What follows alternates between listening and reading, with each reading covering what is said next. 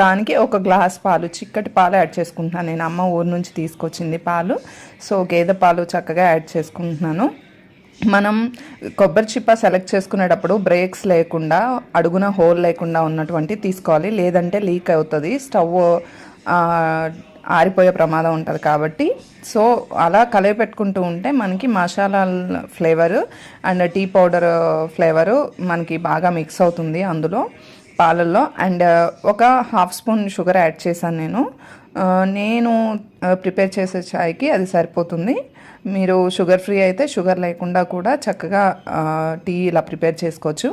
మనకి ఇలా మరుగుతున్నప్పుడు చక్కగా కొబ్బరి చిప్పలో ఉన్నటువంటి న్యాచురల్ ఫ్లేవర్ ఏదైతే ఉందో అది ఈ టీలో మనకి కలిసిపోతుంది అనమాట ఇలా మరుగుతున్నప్పుడు.